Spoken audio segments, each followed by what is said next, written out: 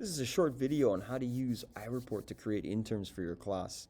I'll start by showing you the template that can be found in the root folder, this guy right here, and iReport will use this template to create all your interns. You are free to reformat, restyle it however you want. Just take note of the tags that iReport is going to work with, names, which will be the student's full name, the course, the proficiency level, the work habit, the comment. These guys are going to come from the columns here. For example, in intern mode, make sure you're in intern mode, you'll see these three columns. This is going to be the PR tag. It'll get the WH tag from this column, the effort, the work habit, and the mark is going to come from this column. These two columns are optional, and if you don't include the tags in the doc, then they won't appear in the report.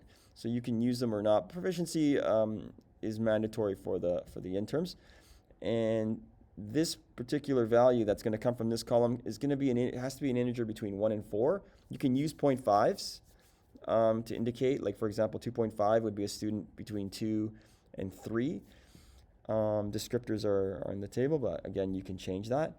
The comment is going to come from one of the 4 comments that you define in iReport for your subject. For example, in math, I have these 4 comments, and if I say a student is at level 2, it'll display this particular comment.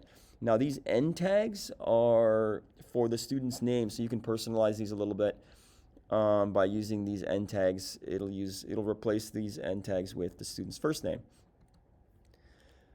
In order to actually create the interns now, you can go to File and Generate Interns. So this will actually create the interns for all your students. This is just, I'm just going to use Math 12 as an example for the course title. And I want to get the proficiency comments from the math subject. And then, okay, that's creating the interns. If you go to the root folder, you can find those interns in the intern folder.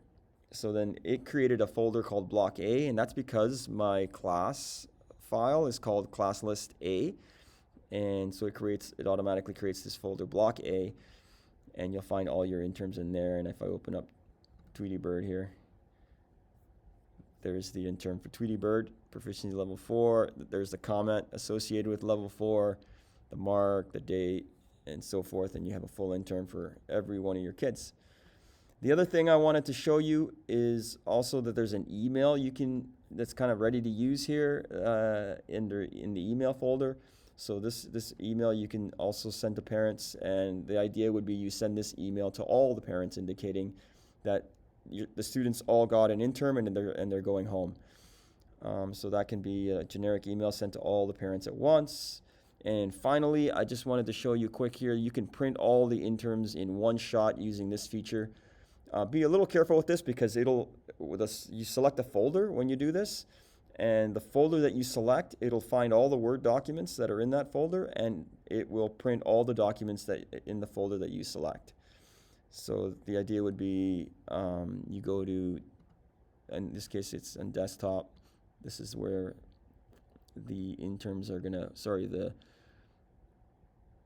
interns are in this folder, block A, and then if you select that folder, it'll print all of these. So just be careful. You're not selecting a file in this situation, you're selecting a folder, and it's going to print all of the Word documents for you in that folder. Thanks for watching.